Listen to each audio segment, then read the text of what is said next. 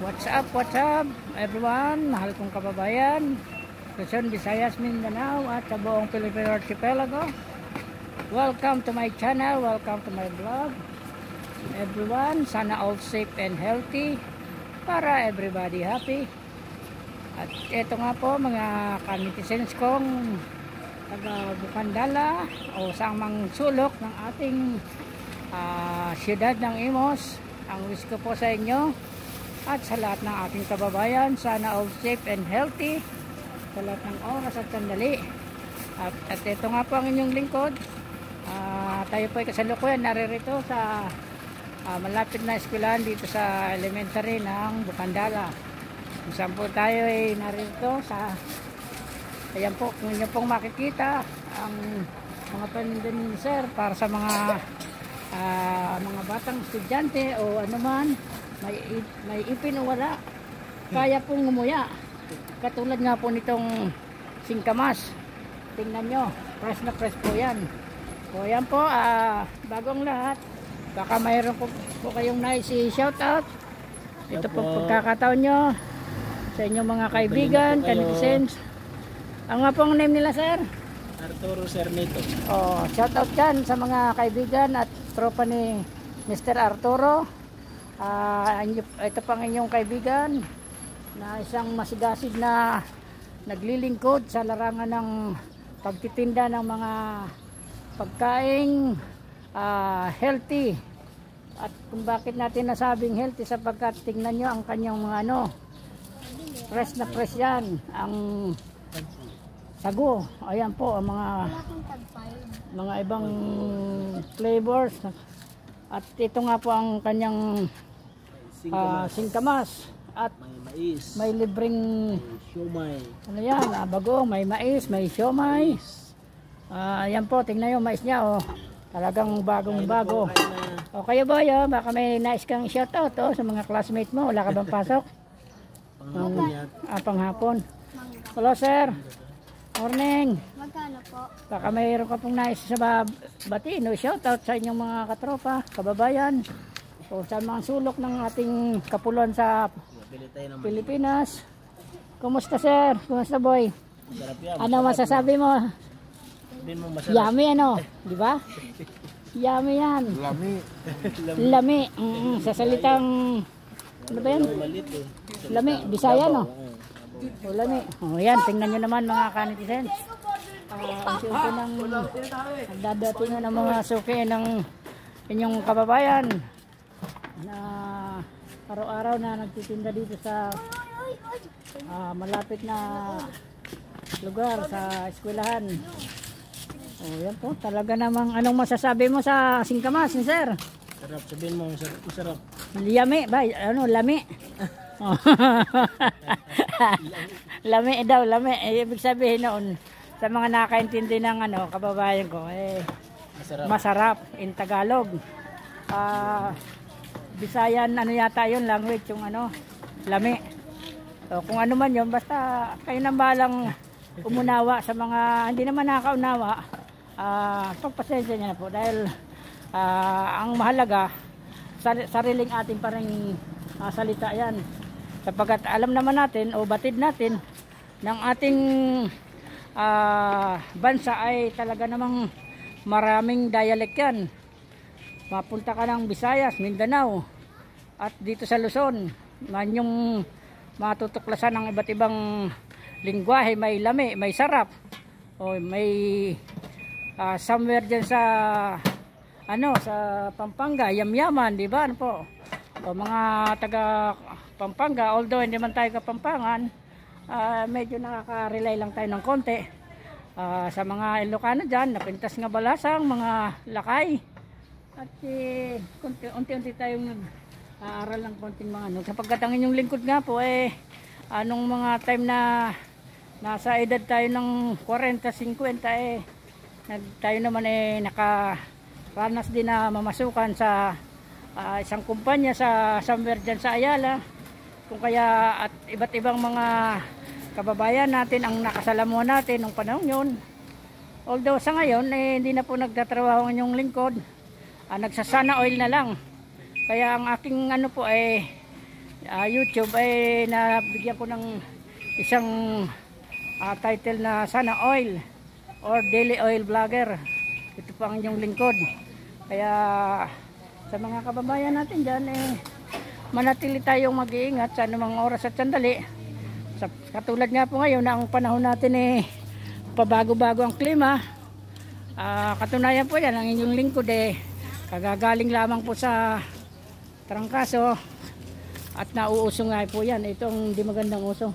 Hello, magandang umaga, sa mapagpalang umaga. Baka may nais po kayo shoutout mga kababayan ko.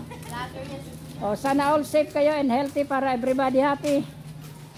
Ayan po mga kanitizens ko ay mga parents po na magsusundo na ng kanila mga batang nag-aaral dito.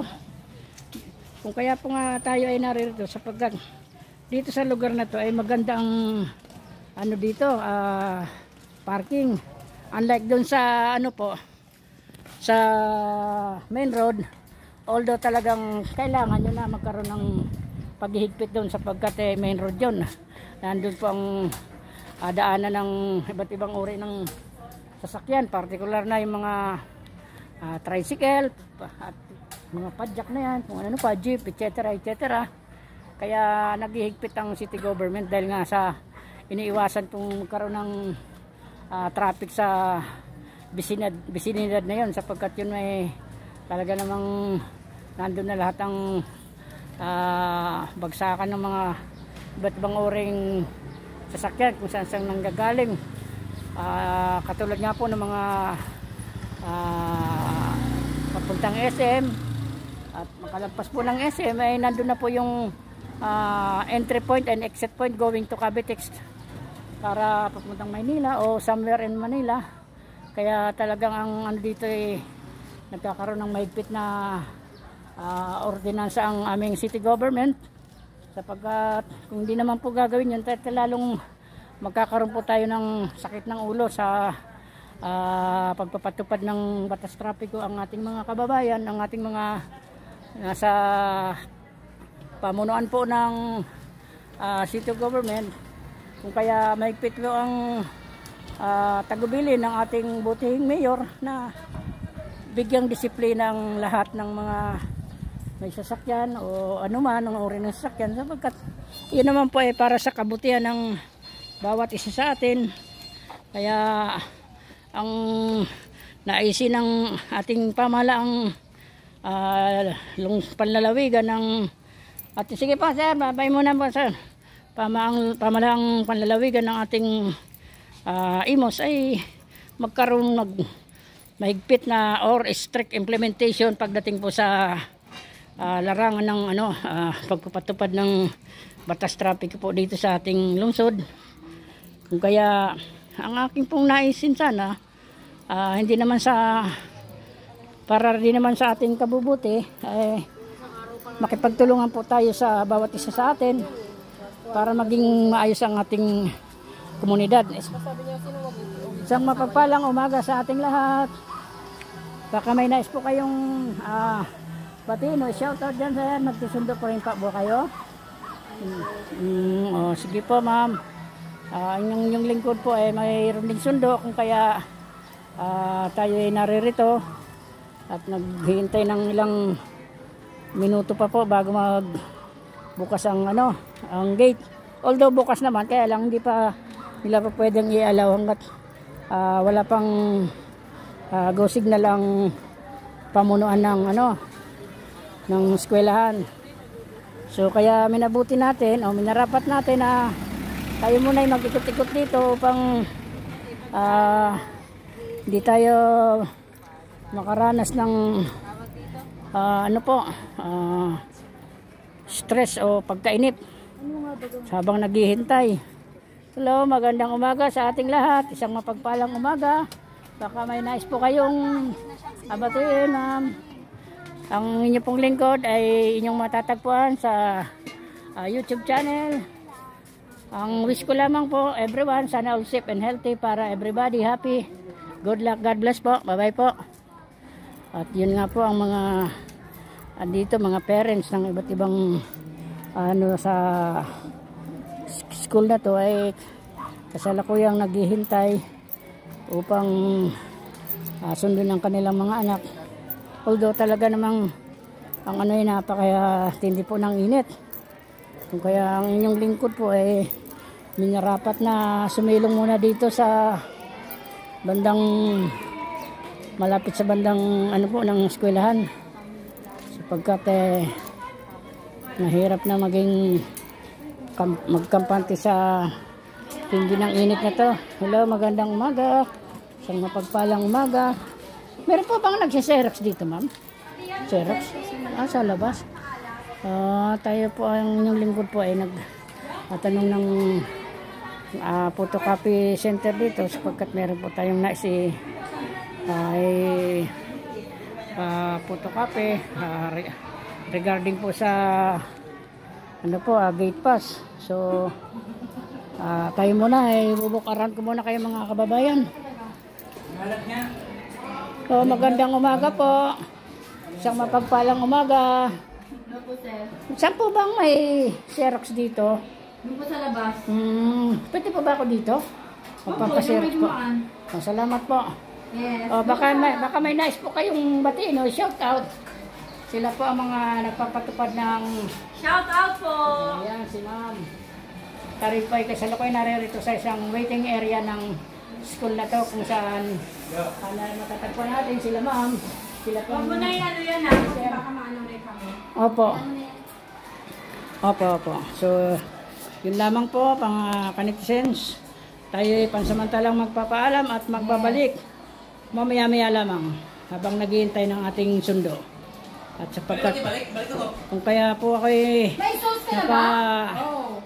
pasok dito ang maaga, pagkat mayroon akong nais lamang photocopy, at yun nga po ay ang gate pass ng aking para sa pagsundo ng aking apo. So samantala, ang wish ko lamang po, sana all safe and healthy para everybody happy. Bye bye po. Sabihin mo!